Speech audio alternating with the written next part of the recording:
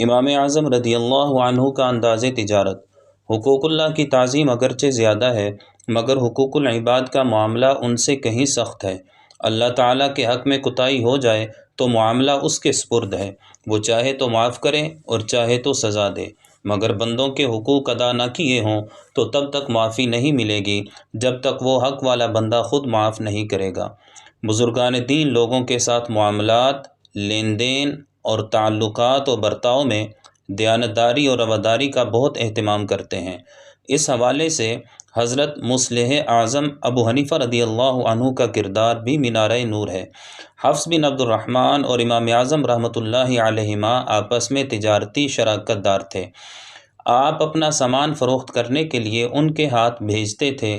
ایک مرتبہ آپ نے انہیں فروخت کرنے کے لیے کپڑے دیے اور تفصیلی طور پر بتایا کہ فلاں کپڑے میں ایک عیب ہے، جب اسے بیچیں تو خریدار کو عیب کا ضرور بتا دیں، کیونکہ سیدنا واصلہ بن اسقع رضی اللہ عنہ نے ارشاد نبوی روایت کیا، من باع عیبا لم یبینہ لم یزل فی مقت اللہ ولم تزل الملائکۃ تلعنہ، یعنی جو خریدار کو عیب بتائے بغیر عیب والی چیز بیچ دے وہ اللہ تعالیٰ کی سخت ناراضی میں رہتا ہے اور فرشتے اس پر لعنت کرتے رہتے ہیں۔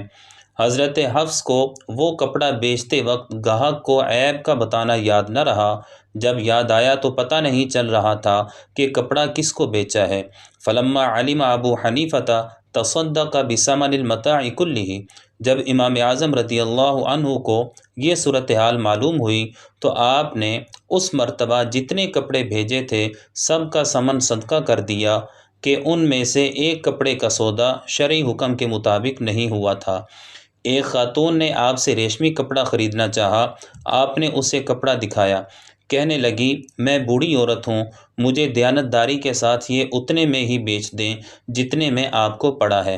وہ کپڑا کافی قیمتی تھا، آپ نے اسے فرمایا 4 درہم میں لے لو۔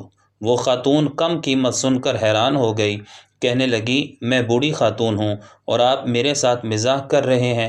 آپ نے فرمایا مزاح نہیں کر رہا، میں نے 2 کپڑے خریدے تھے، پھر ایک کو 4 درہم کم اتنے میں ہی بیچ دیا جتنے میں 2 خریدے تھے، تو یہ 4 درہم میں ہی پڑا ہے۔